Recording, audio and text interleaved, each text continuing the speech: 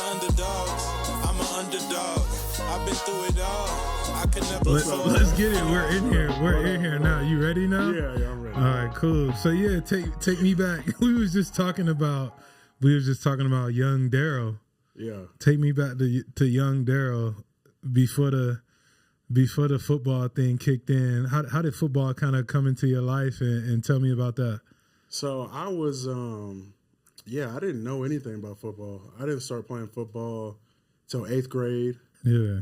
And really, I used to, when I was younger, I used to follow, my older brother, Michael, and we used to just play basketball. That's all we did. Yeah.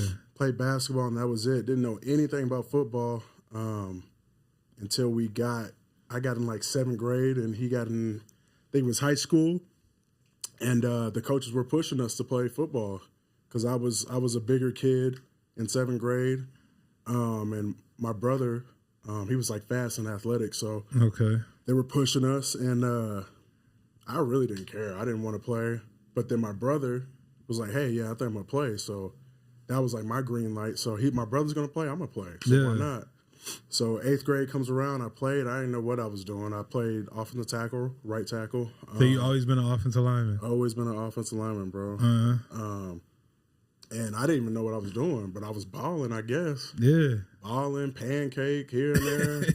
Didn't know the plays. I didn't know nothing. Yeah. And it just took off from there, you know.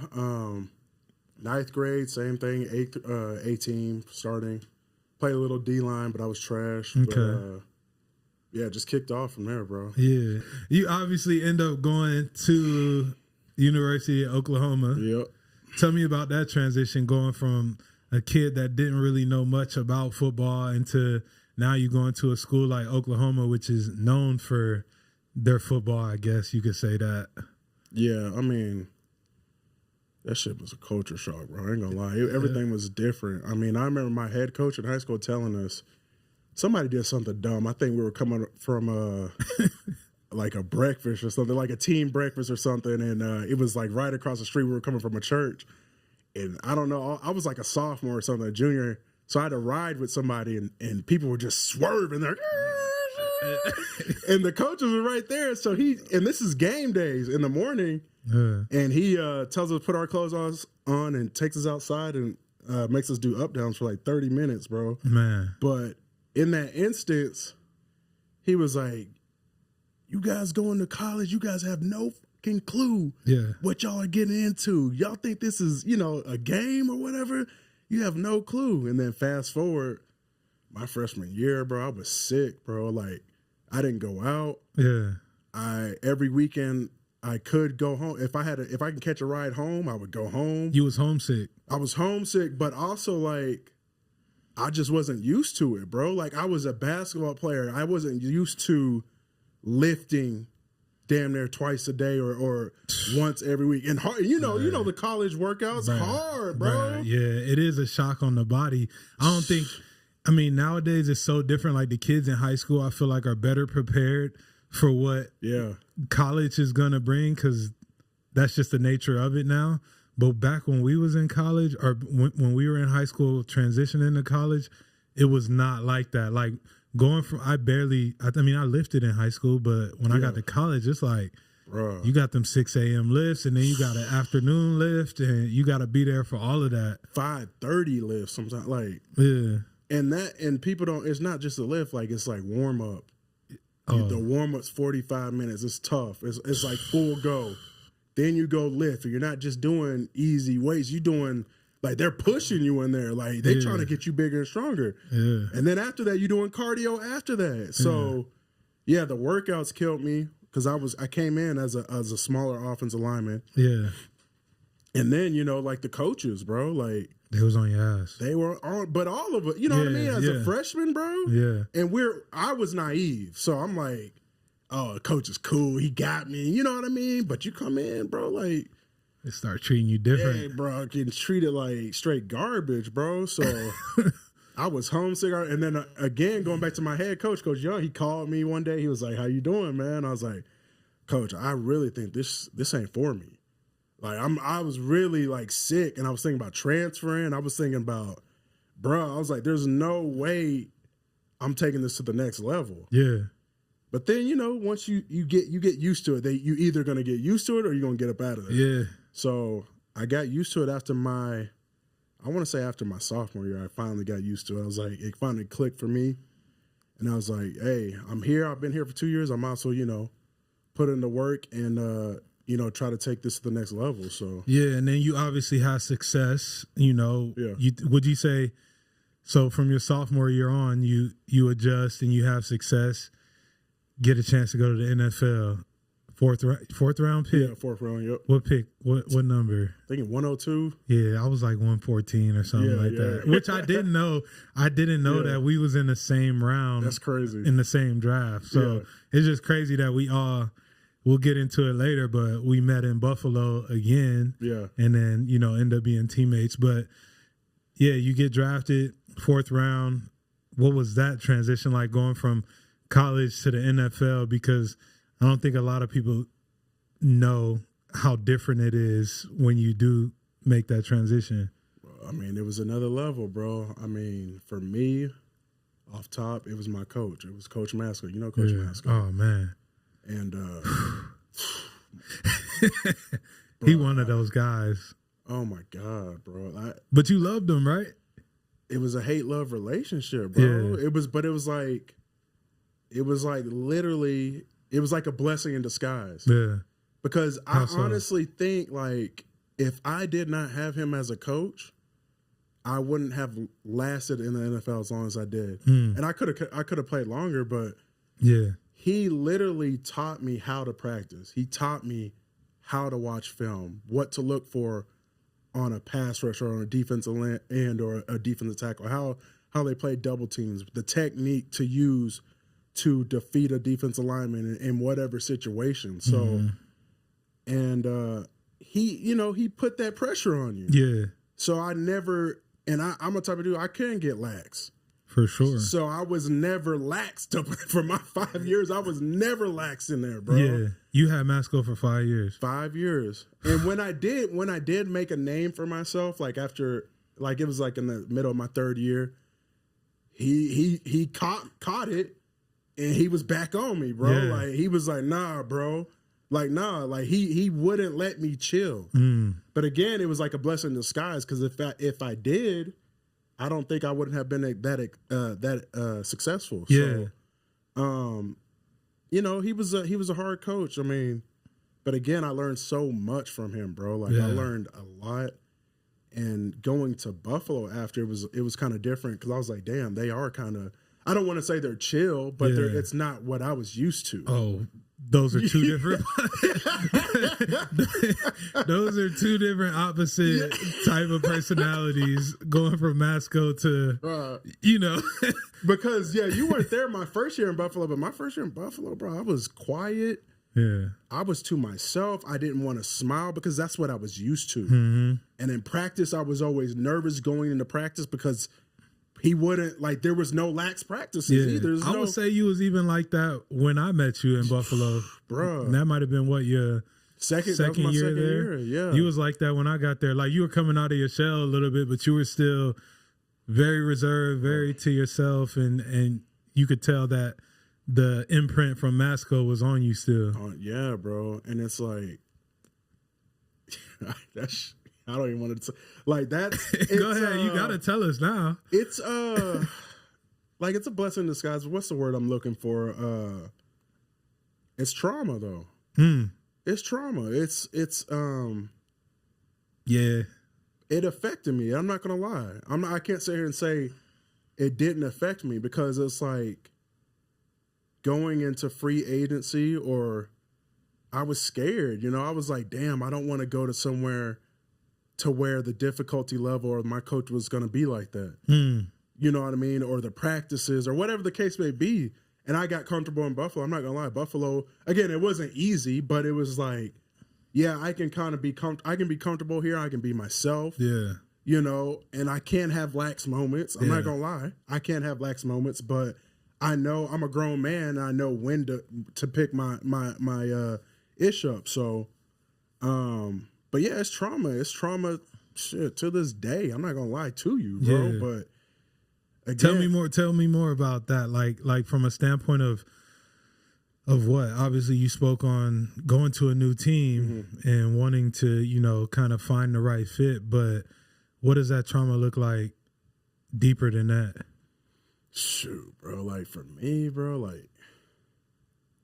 like for me, I think in retirement, it's my weight for sure. Yeah. Like I remember when I first retired, I told y'all, I lost a lot of weight. Yeah, you was on your. I was skinny, but like that was partially because it's like I was always the bigger dude, and Masco didn't let that go. He was like, you always got to be 320 or less. So I went to the extremes of losing weight for 7 years. Yeah. But mainly with him for 5 years. I went to the extremes. So I lost weight, but then, I gained it back. I don't want to say all of it, but a good amount. But it's like baby weight too. It's like for my wife having our daughter, our second kid, because it's tough. But now it's like I'm so traumatized. I don't even want to look at the scale. I haven't weighed myself in like 2-3 years. You know what I mean? I don't want to look at that. Yeah, because I'm used to. Oh yeah, you weigh 330. Hell no, that's too big, bro. You're too fat. You got to lose weight. You got to get down to 320. So, in that instance, that's traumatizing. Like. And then like I don't want to deal with people, with people like as for instance as like a job. Like is this dude gonna cuss me out? He's gonna treat me like like shit, And I'm not trying to put up with that shit no more, Right. But I love Coach Masco. He's a great coach, man. Great coach. It's just football. Yeah. I don't blame him. It's football. And that's what people don't see. That's what people don't see that we go through. Like not even the practices, but like the business side of it. Oh. And I'm not like, it's not, I don't want to say it's not bad, but it's like, it's tough though. Yeah. I mean, it's tough, but it's like this, it's just football. Yeah. But yeah, I guess that's what I got to say about that. I think, there's so many layers to it that people don't understand that guys go through. And like, I didn't know that the weight thing was something that triggered you from your playing days, bro. So like, there's things that we still don't even know about each other that is so interesting and fascinating to me.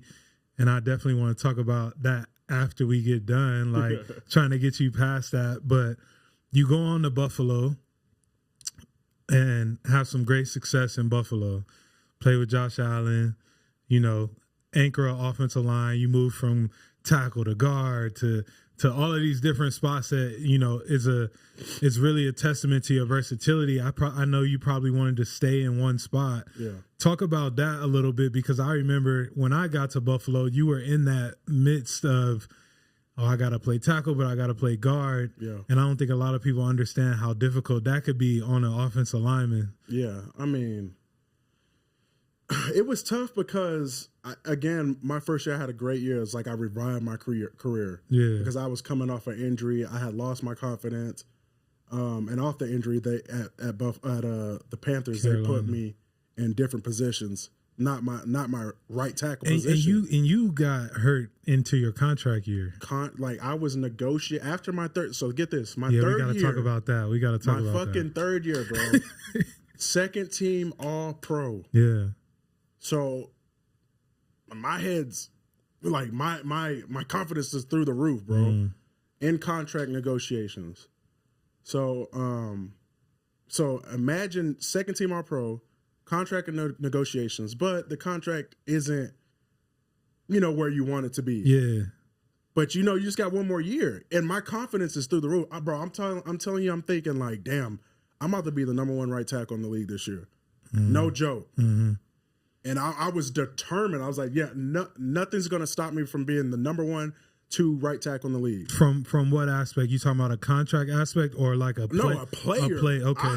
My confidence was so high, bro. Like I felt like nobody could stop me. What does that feel like? It feels amazing, bro. Yeah. But I wish I would have never done the contract negotiations my third year, because it was always in the back of my head. It was like, okay, we're not going to take this. And, you're talking millions of dollars. Yeah. stuff that still could change my life. Absolutely. So it's like, okay, I'm going to decline this money, a lot of money. And yeah, I'm going to go out for one more year and ball out real quick. But it's still in the back of your head. It's like, damn, I should have took it. I still can go back. Can I go take it? I can just take it, take it. So I still had that confidence, but it was that little bug in the back of my head. And going into my 4th year training camp, I think it was like the first day of pads, bro. Mm-hmm. And I tore my patella, bro. Yeah. Or dislocated my patella. And it was just the worst feeling. I just came out of contract negotiations, bro. And I got second team all pro. So they were like, either you can come back in 6 weeks or you can get surgery and your season's done. And so I'm just thinking contract. So let me come back after 6 weeks so I can get that contract, play, get a good, better contract than I was supposed to get. And that's what I did, bro. And I ended up rushing back to play because I think we lost like 4 of our linemen that year. People were getting hurt left and right. Yeah. People were getting hurt. And then the Cowboys, the first game was the Cowboys. And so everybody knows I'm from Dallas. Yeah.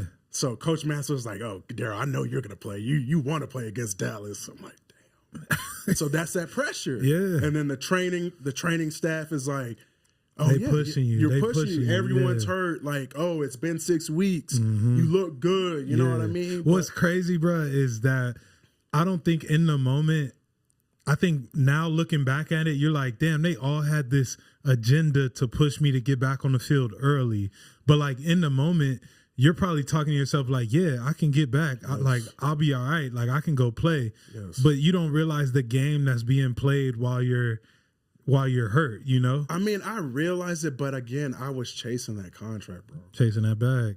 But it was dumb. It was still dumb. I still could have waited, but it's like you had pressure from the coaches. You had pressure from the training staff. I got pressure from my right guard because if I didn't play, he's playing right tackle that game. So it's like you're getting pressure from the whole organization, bro. So it's like, and, I was like maybe 60%. So I was like, let me just go out there. And, I was playing all right. I wasn't playing like I was. It was definitely showing that I wasn't ready to come back. But it was like the 4th quarter, I think it was maybe 9 minutes left. And my tight end, shout out to Chris Manhurts, he throws DeMarcus Lawrence. He literally throws him into the side of my knee, bro. The same knee. His helmet hits my knee, bro, and I blew out my knee. Like I tore my MPFL and my MCL with the. I've never even heard of the MPFL. It's like the top part. That's why I got these scars right here. Yeah. So, and then I was done, bro. I was done. What was that? Tell me what that feeling was like. Like that, you probably had a lot of regret around that point in time. What was that feeling like for you? Oh man, I was sick, bro. But I mean, my agents were telling me, they're like, bro, even I know this happened. They were like, you're still gonna get a bag, bro. Yeah. They were like, you're still good. I was like, okay, cool. But it was like a countdown. Like I had to wait. Yeah. You got to wait till free agency. This was the first game of the year. So I'm in off season working my ass off, bro. Losing weight, doing everything to get my knees stronger, working my ass off, and I think. It's not free agency, but what is it when they can extend you? Yeah. So, the Panthers try to extend me again, but it was less than what it was the first time. Of course. So my agent's like, no, you're going to get way more in free agency. You're going to get way more. I'm like, okay, cool. So waiting, free agency rolls around. First day, they're like, yeah, you should be a first day. I don't know if you know about free agent, but it's like first day signing. First day is like the big money. The big money. Yeah. So it's like, yeah, you should be a first day. First day, I didn't hear shit. Yeah. I'm like, okay, well, okay, you should, yeah. Tomorrow we should be here or something. You got interest, and I had interest like Giants, some other things I can't even remember, but like there was interest, like people, talking to my agents. Second day goes by, nothing. Third day goes by, nothing. After that, it starts getting scary. It gets spooky. After that third day, because you seeing other people get it, and you like, damn. It gets spooky. It's spooky, bro. It does. It's like, and like for me, I'm the type of dude, and you probably are the same. Like draft day, you're like, man, this dude got drafted in front of me. Man, I'm like, what? So 100%. It's the same thing in free agent. I'm like, they paid him over me. Yeah. And I know I just came from an injury, but now I'm straight, bro. Right. Like my knee is solid, bro. Yeah.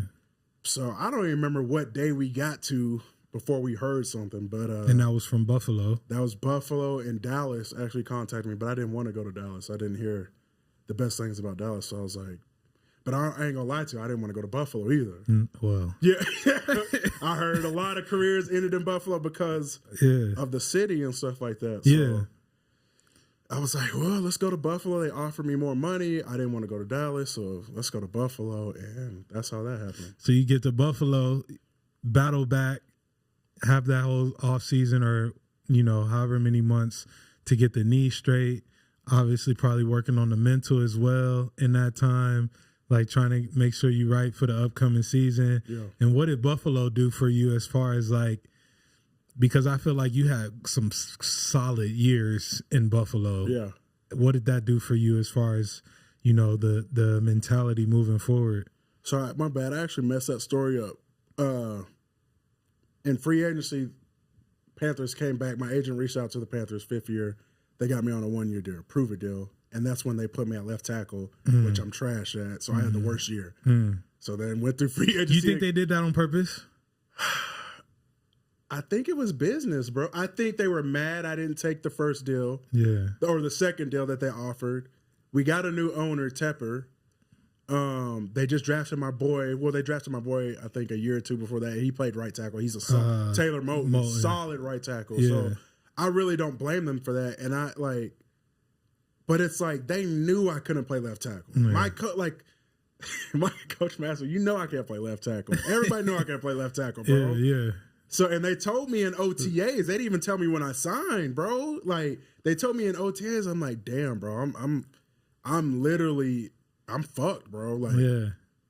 But I was like, everybody's hyping me up. You can do it. So I'm literally working my ass off the whole offseason to play left tackle, bro. And what's crazy is you could put in so much work. So much work, bro. And it still never clicks with your body. It's not, bro. And people don't understand how hard that shit is, It's bro. so hard. Like, it's so hard to flip sides. It's hard, bro. I always told everybody it's like wiping your ass with the opposite hand. Hell yeah. Like that's literally what it is. Like everything feels wrong about it. Like, let's give a shout out to people like you, me, or whoever else that can play both sides and even center. Yeah. That is a true blessing, a true talent, bro. That's just tough, bro. But it sucks because the more you can do, the less you get paid. The less you get paid, bro, because you're just being used at that point. And that's how I felt my last year with Buffalo, man. My second year with Buffalo. I feel like you never spoke on the end of Buffalo. I didn't? I mean, I've heard you kind of voice your frustrations with it, but I'm saying, oh man, no, I don't think people know. Everyone's like, what happened to Darrell Williams? Damn, I probably didn't. And it's just we've never heard. Yeah, I didn't say your side. Right. like people that was in the building know. Yeah, but like we never heard your side of the Buffalo situation coming to an end. Yeah, well, shit. Let me take you through it, I guess. For the underdogs. Yeah, for the underdogs, for real, bro. Like, so yeah, like I said, I just came off my 5th year with the Panthers. Confidence at an all-time low. Had a trash year, and I come to Buffalo. I don't know what to expect. I don't know where to play, where they're going to put me to play. But they were like, bro, we gonna keep you on the right side, whether it's right tackle, or right guard. And I was cool with that. I was like, as long as I'm on the right side and you just give me time, I'm straight, bro. I'm gonna be solid for y'all. Yeah. And that's what they did. They were going back. It was like me, they were trying to figure it out where we all fit together. It was me, Cody, I think Tynazeki, somebody else. So, but they ended up telling me, hey, you're gonna start at right tackle in training camp. So I was like, okay, cool. Mm-hmm. And I just started balling, bro. And you were balling, bro. Yeah. But it was like, I was literally, and this is why I said it was Coach Masco was blessing in disguise. I was literally doing everything Coach Masco taught me. And no disrespect to our O-line coach at the time, but that's what I was doing. Yeah. And I was balling. That confidence started going back up. And after I played, we played the Steelers. I think it was like deep in the season. TJ. And, you know, I had a good game against them. Call it what you want to call it, what chips or whatever, bro. Yeah. But at sometime you have to block that motherfucker one-on-one. Yeah. And I did. Yeah. So after that, my confidence got back, you know. It just took that game to get it right back. It took. You were building, but that game put it right back. Bro, I was like, I'm back. Yeah. Nobody could stop me, bro. I'm back. Yeah. And had a great year. Signed me to I think 3-year deal. And then second year, picked up where I left off. Had a great training camp. Dayball was saying like, yeah, you're the best. You're having the best. You're having the best training camp out of everybody on offense right now. Mm-hmm. So I'm balling, bro. Like balling. Yeah. And after it was like our first game, who did we play? We played the fucking Steelers. Yeah, and it was an ass whooping. It was a bloodbath, bro. It was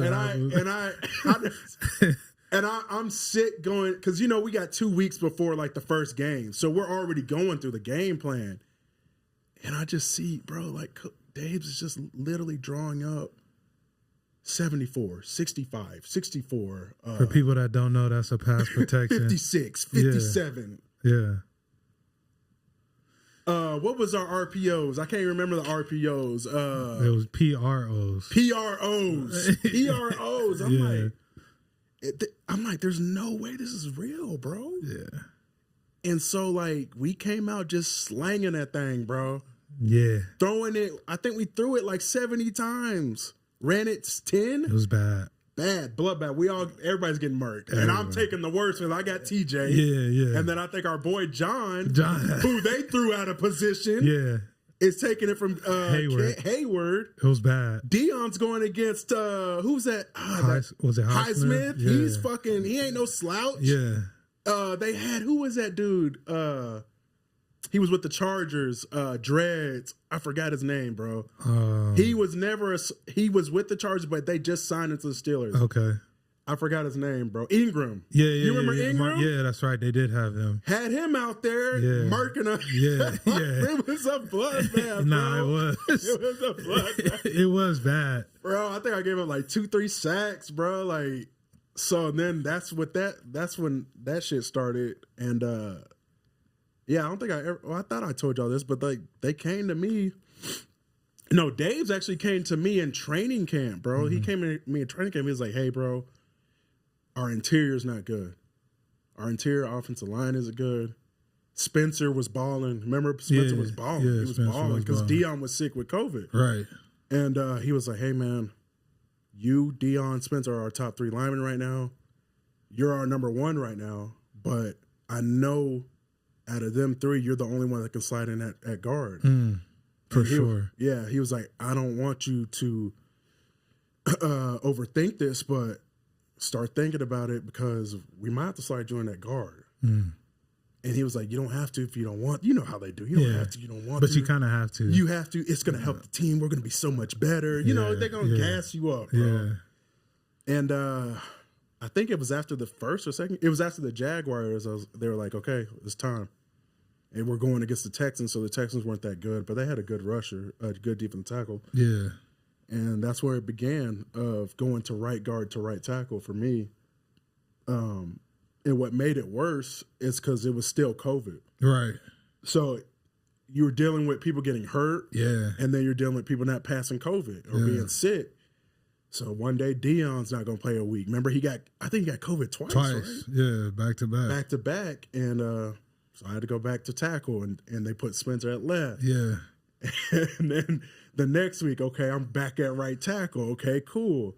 But then Thursday rolls around. Oh, so-and-so was hurt, or so-and-so has got COVID. You got to go back to right guard. Yeah. And I'm like, bro, I can't do this. Yeah. I can't. I just hated it. And I felt like, and I sound like, you know, an asshole for this, but I feel like nobody respected me for doing what I was doing. Yeah. I was still playing solid too. I wasn't playing my best ball, But that's because I'm flipping every other week on a flip of a switch, like a Thursday or a Friday. Yeah, they're telling you a couple days before you got to go play a new position. You got to go play a new position. So it's like, yeah, I was complaining. I didn't care, bro. I was like, damn, bro, I'm tired. I did see a shift in you for sure. You went from like not saying anything to like, this is bullshit. It's bullshit. And I love, and this is nothing to the city of Buffalo. I'm not trying to be rude, but we're in fucking Buffalo, bro. Yeah. People don't understand, like, if you're not from Buffalo, if you're from a better state, I don't even want to say better state, a better environment. I don't know what to say. I'm not even trying to be rude, but it takes a toll on your family. Absolutely. Especially in COVID. We were in COVID. Absolutely. So my wife is just sitting there every day with my son, who, God bless my son, he has autism. We didn't even know. They're just sitting there all day, not doing anything. Yeah. Because of the weather, because of COVID. Bro. Or even if it was a good, perfect day, there's nothing to do. There's nothing to do. And no disrespect to anybody over there. No. I had a great 2 years there, but it's hard. It is hard. It is hard, which is probably one of the reasons why I didn't go back. I had the opportunity to go back to Buffalo after that year, and I'm just thinking to myself, the toll that it takes on your family, the seasonal depression you get, not seeing the sun for like 3 weeks. God, bro. Like, it's tough. The only bright spot about it is game day. Yeah, yeah. Other than that, it's like, and that's what happened with us. So fast forward to free agency. They wanted to give me a pay cut, bro. Yeah. After my first year. Which is disrespectful considering what you did. I played 97. I played 97% of my snaps. Yeah. So they had to cut me a check for that. Yeah. And then I had an escalator. So if you played a certain amount, they had to up my salary that year. So they were like, "No, Bean called me. He was like, "Hey, Daryl, you know, it is what it is. You know, you're a guard now, so your market value is lower." No. But what did I say happened in the beginning? Daves is asking me to play guard. I didn't volunteer. Yeah. But that's not what it looked. You know what I mean? That's not what it looks like. Yeah. That was the reason they gave me, bro. And you know, me and my wife were both mad, but honestly, it came down to what we just talked about. If it was any other city other than Buffalo, I would have took that pay cut. I would have went back to Buffalo. Yeah. If it was Dallas or Houston or for sure. Sandy, you know what I mean? A different city. But for sure. My wife, it took a toll on my wife, and my wife is the love of my life, my best friend. I don't know what anybody else, you know what I mean? No, that's But facts. she is literally my best friend. Like we sleep, eat, breathe, whatever together, do whatever, you know what I mean? And you know, that last year was hard on her. It was very hard. Yeah. So I need to take care of my family and make sure she is comfortable no matter what. That means a lot, bro. That says a lot about you. I think a lot of guys get in a position where they just want to ride that out as long as they can. This team is offering me this, I'm taking it. I was also in a position of like, let me think about where my family's going to be before I decide to go back another year. Exactly. And it says a lot about you because a lot of guys can't decipher between how their family feels versus this paycheck that's being offered. Exactly. So kudos to you, bro, for even, you know, having the mindset to put your family first. That means a lot. Yeah. I mean, it's like, I had a good career. It's a blessing, but it's like we for the underdogs, bro. Like we went through a lot of shit, bro. Yeah. And I'm at that point. I'm 30 years old, bro. I'm tired of dealing with this shit, bro. I'm sorry, bro. I'm tired of dealing with it, bro. Isn't it crazy how mentally you just I don't want to say tap out, but you get fed up. Yeah.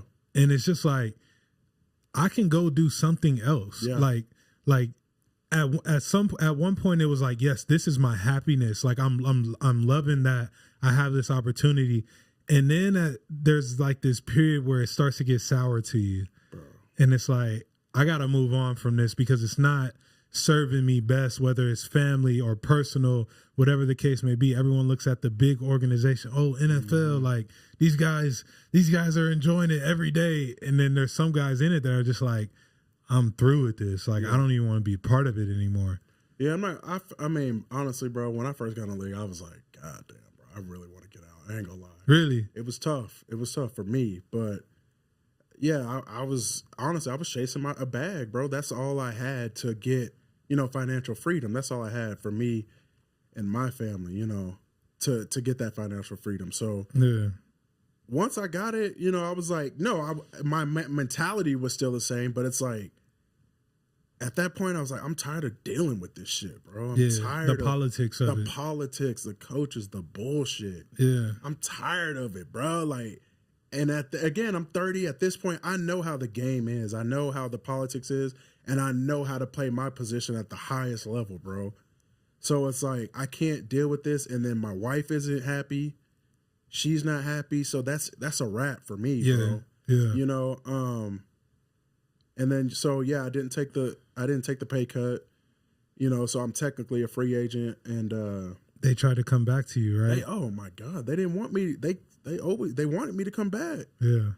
And then I was just like, no. I just kept saying no because I'm not putting my wife in that situation. Like I could still do it. Yeah. I told her I could put up with Buffalo. I can, but she can't, and I don't blame her. Yeah.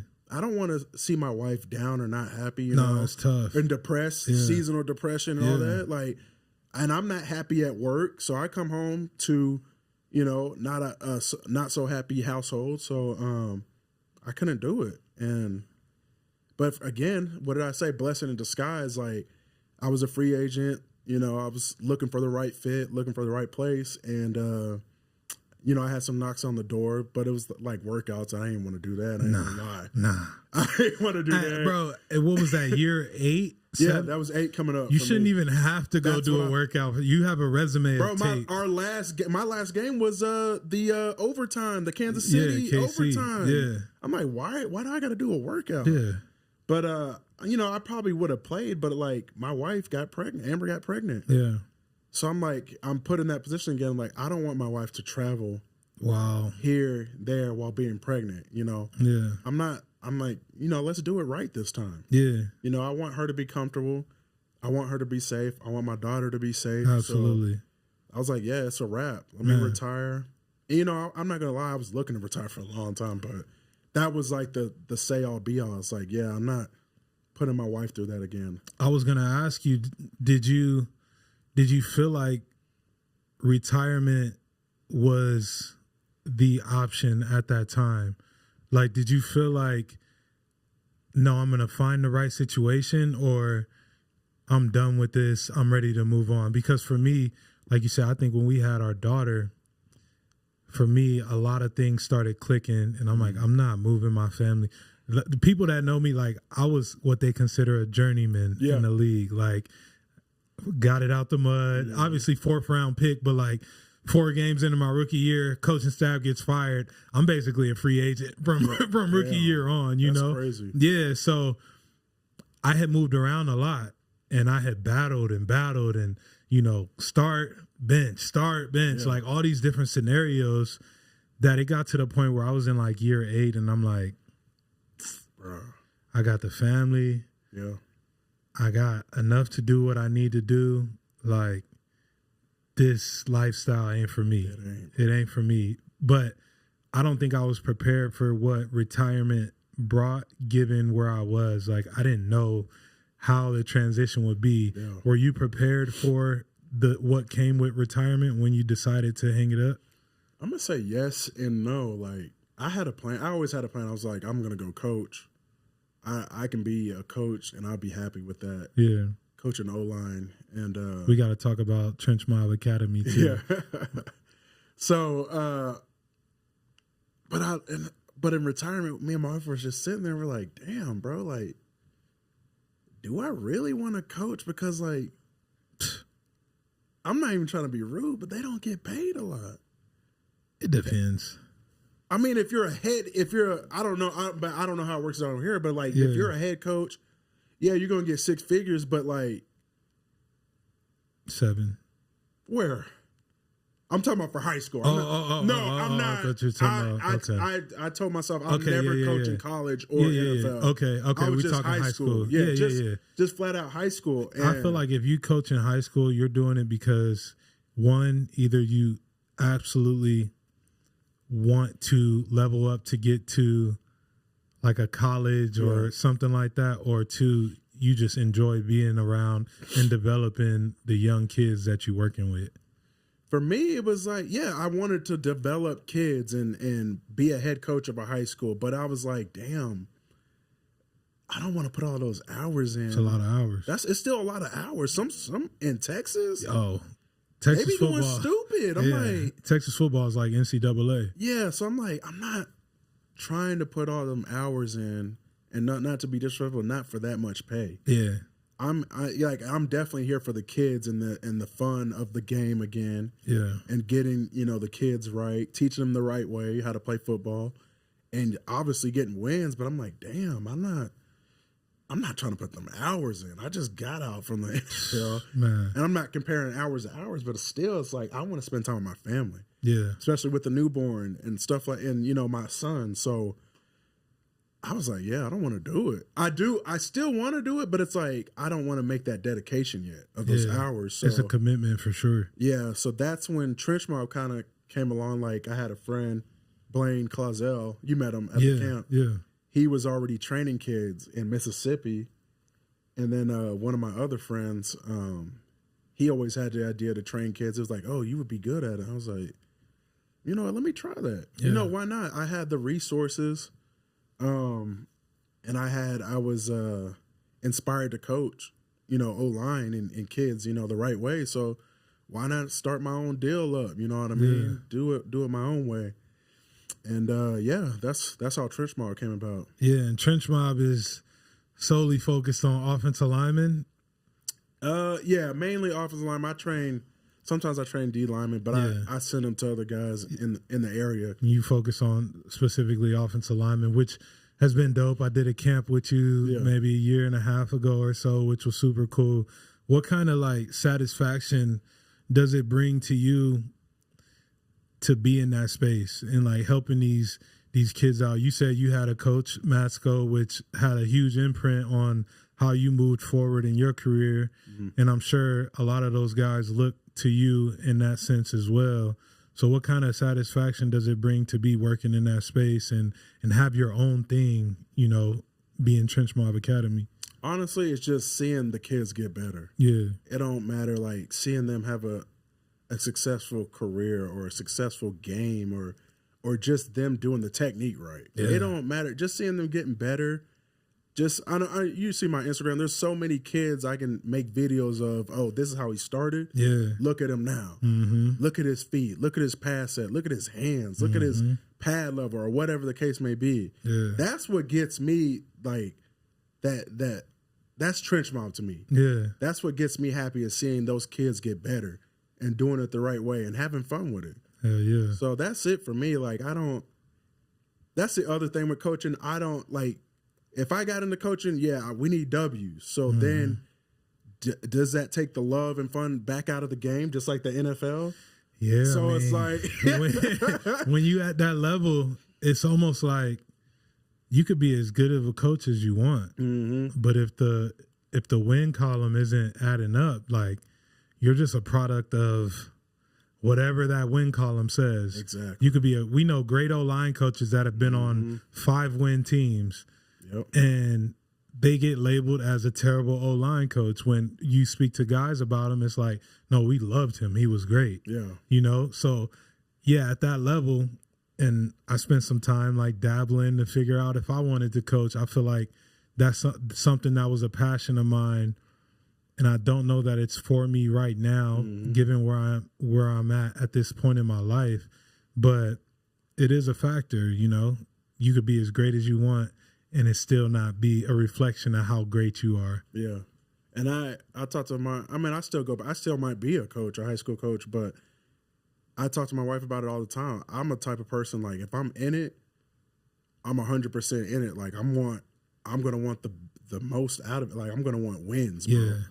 I'm going to want the kids to be disciplined and do it the right way. You're competitive, bro. I'm competitive. I want to, like, if I'm going to coach high school, I'm going to want to be a head coach. Yeah. I'm going to want shit be done my way, and we going to get these wins, you know? So, and that's the other thing. I don't think I'm ready for that yet.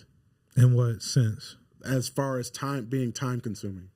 I like my free time now. Yeah. I like my free time with my family. For sure. Yeah, like a lot of coaches do not like being around their family. I didn't even think about that. We know that. Like you hear them all the time. They walk into the building and they're pissed because they just spent their off day with their family. Yeah. And it's like, as a former player, like I love my time with the family. Like, why do you hate being around your family so much? Exactly. Like I love being around my, my wife gonna get on my nerves and I'm gonna get on my nerves, but I love, waking up next to my wife and us getting the kids ready to school. Yeah, bro, or those taking little things, you know what man. I mean? Like, or let's take the kids in the backyard. Let's take them here or there. Yeah. I love that. I love it. I love taking my wife on a dinner date. That's our thing, a dinner date. Yeah. That's all it takes, bro. Like, I'm not trying to give that shit up right now. Nah. And I know, and it's that's not, okay though. That's okay. Yeah. And I know it's the coaching, but it's also me too. Like, I'm gonna come home. Like, and when I was in the NFL, I would watch film 6 times a week. After the game, the next day I'm watching film. Hell, even after the game, I watch the game film, and I'll go on to the next opponent. Mm-hmm. I'm putting that time in. I'm putting the time in at the facility. You know, I didn't watch game film. Really? I didn't watch myself after games. Really? Yeah. What? Very few times have I watched a game. Why is that though? Because I was so much of a perfectionist that I almost, like, even the things I did well, I would be harping on myself about it. 100%. And then you go to the meeting and you're ramped up, and then coach don't say nothing about it. Or or you think you did something good. I know exactly what you're talking about. And you walk in the meeting and you get ripped about it. Yeah. And so, like, I think after my rookie year, I was just in this space of like, I know whether I played good or bad. Yeah. I don't need to see. I feel that. You know what I'm saying? Yeah, I definitely feel that. Which I don't know if a lot of guys deal with that, but I dealt with it. I never watched the game, like games after games. I just knew. I logged it in my head. Oh, this was bad. This was good. I need to work on this. I felt shaky in this area. I feel that. No, 1,000,000%, bro. That's exactly how I am. But it's like, for me, it's that itch. It's like, I got to watch it. Yeah. I got to see what happened on this play. Did I really do bad on this play? Yeah. I have to see it. I do have that same type of sickness like you. Like, I don't want to see it. Like, I already know, but it's like, I know I'm going to feel that same type of way. Like, I could have done better here, or I know I'm just hyping myself up for tomorrow's film session. You know what I mean? And let me ask you this. How did you deal with getting beat? Like, tell me how you reset after you got beat. Because I feel like there were times where I wasn't the most efficient when it came to resetting and You're talking about again. in the game. In the game. Shit, I think, again, bro, like what's going through your mind after you get beat? Is it like, oh, I don't want this to happen again? Or are you just wiping it clean? I'm not wiping it clean. I ain't gonna lie to you, bro. But yeah, it goes back to Masco, bro. It was like, I'm telling you, bro, he made us into trained assassins, bro. Like, literally, OT, I don't know if, you weren't there with OTAs with them, but. No, I was in the season with Masco. So in OTAs, it's the same thing, bro. He's literally hyping us up to go to OTA practice and kick ass, bro. Literally, like, and this is OTAs, bro. Like, I'm hearing from other players like, oh no, OTAs is chill, bro. We're not doing that. Yeah, but I'm like, no, my OTAs with the Panthers, bro. It's just helmets and shock, but we going out there swinging, going after it. So it's like, he's training us like that the whole year. So it's like, but that's the thing Coach Masco did good too. He was like, bro, I don't care if you didn't do the right technique or not. As long as you win the block, that's a win, bro. Yeah. So he was like, that's dope to have, because I came into the league where it was like, you could win a block, but if you didn't do the right technique, minus. So you were used to Bobby Johnson? No, because that's how he did it. You were used to that? Yeah, I wasn't used to it, but it was like ingrained in me. What? Bro, I hated that. I always thought that if he didn't get the ball carrier and if I blocked this guy, then it should be a good block, regardless of how it looked. But you were coached the opposite, right? I was coached the opposite. No, coach, no. Yeah, he was like, no. He was like, bro, everyone's in the NFL, bro. These guys are good. We're good. You're going to lose some. You're going to win some. But as long as you block this dude, as long as he don't touch Cam, as long as, you know what I mean? Yeah. That's a win. He was like, Daryl, you didn't do this right, but I gave you a plus anyway because you blocked him.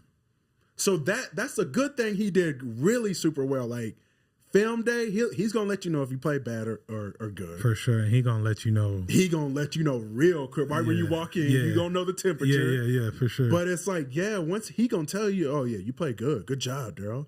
So then that is what helps that reset, too. Yeah. I know, okay, I might have fucked this play up during the game. It's going to hurt. That shit sucks. But it's like, I know if I go out here and keep kicking ass, Coach Masters going to appreciate that, and I'm still going to grade out a high grade. Yeah. I think I care too much sometimes. Yeah. I think that could hurt you. No, exactly. Caring too much about your performance. Exactly. 100%. Like when you got guys that just like, I'm just going to play this game. Nah, fuck no. I'm not like that. Nah? Nah. But no, what fucking hurts, bro, is Bobby Johnson grading you off a technique. I'm sorry, bro. That's what hurts. Yeah. And you look at your grade, you know, like you said, I know if I play good or bad. Yeah. So you walking out, oh yeah, I played good.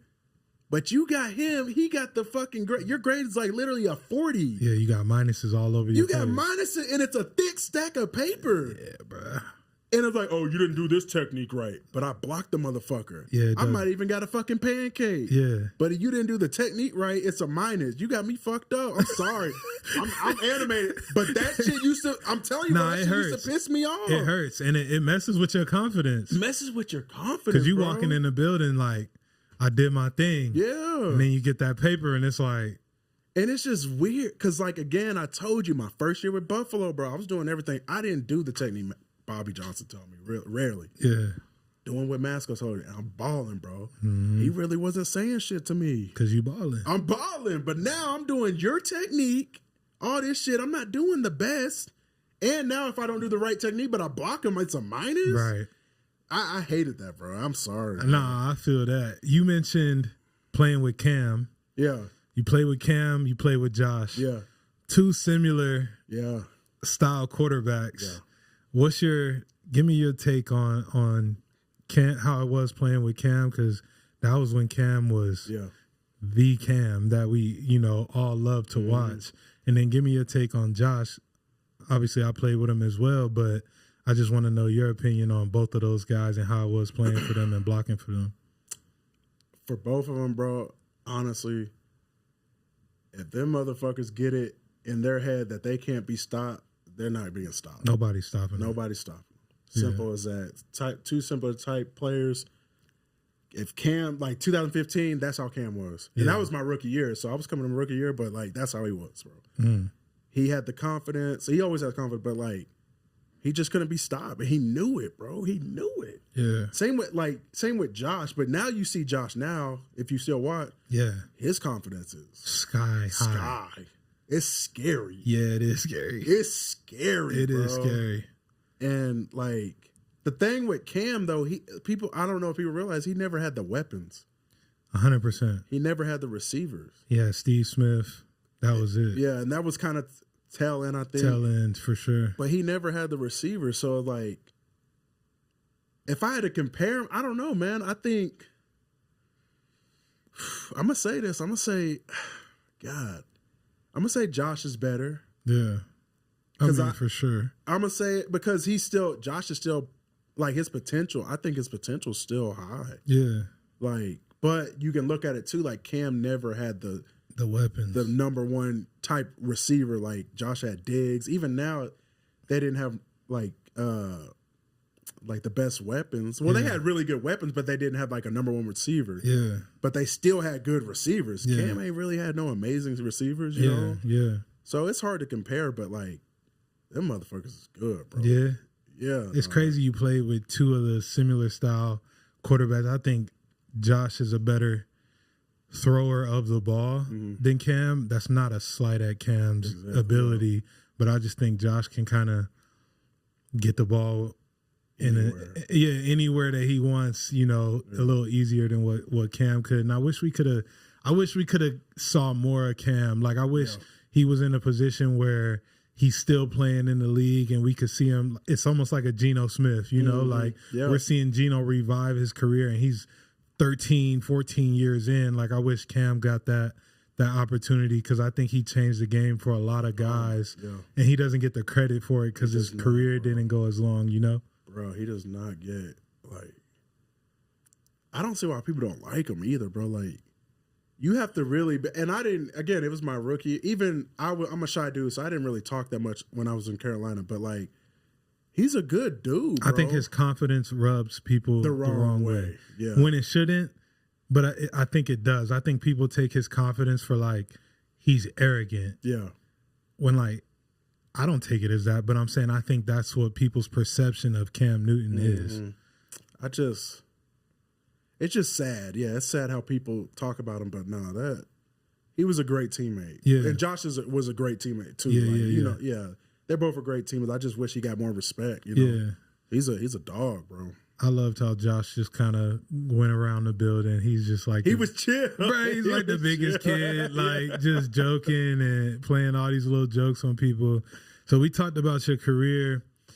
I want to know if you spoke about some of the things that you went through and how you overcame them and things like that. But I want to know if you have any regrets that still, go through your mind when you think about your career, or are you okay with how things turned out, or what does that look like for Darrell Williams?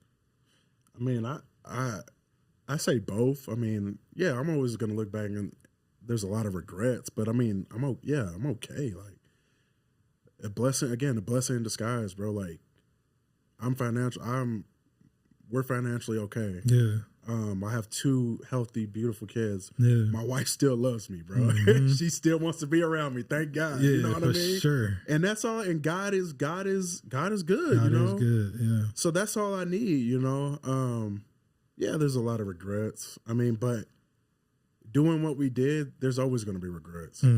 Like going through what we did with the NFL and being at that high level, there's always going to be regrets. There's always going to be mistakes or bumps in the road or whatever, bro. We made 8 years, 7 years. That's, what was the lifespan? 2.5, 3? Yeah, 2.5, 3. We made, we can say we made it, bro. So yeah, I'm good. I got regrets, but I'm straight, dog. I just got chills when you talked about that. Yeah. That's crazy. Because I think for so long I gave myself a hard time about, we both said it, we could have played longer, but making that decision to move on is tough. And I think for so long I was a little blinded by what I actually accomplished in the league. And I think the reputation says a lot. When I do speak to people that are still in it, it's always respect. So I know I handled myself the right way, but in the time I didn't know what I didn't know, you know? So I just always get chills when I think about damn, yeah, you really did accomplish a lot and you're respected for what you did, amongst your peers. So that means a lot in my opinion. I don't know if you feel the same way. Yeah, I mean, people don't know how hard it is, bro. They just look at us through the screen, bro. They don't know what we're going through. They don't know what politics are we going through. They don't know what a coach said to me or what happened here or there. They don't know. And that's why the NFL is a secret society or any type of high level demand, I guess, organization or whatever.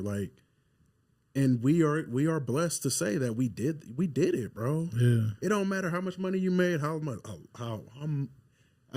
many reps you got or whatever. We did it, bro. It don't matter. Nobody can take this away from us or anybody in that did what we did. You know what I mean? You can't take that shit away from me, bro. Yeah. So Yeah, I mean, I'm good, bro. Most important thing to me is God and my family. God and family. So I'm happy where I'm at. Wow, I love that, bro. Yeah. I appreciate you pulling up, man. This conversation been dope. I'm happy that you out here in Arizona. Get to spend some time with you and wifey. Me and wifey get to spend some time with y'all. I'm excited about that. So thank you for pulling up, dog. You good now? Yeah. You not too hot or nothing? I'm straight. I'm all right. All right, cool, I'm straight, bro. though. I appreciate it, though. Yeah, I appreciate you, bro. Hell yeah, that's dope, bro. I appreciate you guys listening to this episode of For the Underdogs. Make sure you like, share, subscribe, download all those good things. Tap in with my guy, Daryl Williams, under Trench Mob Academy, and I'll see you guys soon. Yeah, for the underdogs, I'm an underdog. I've been through it all. I could never fall. You know I stand tall.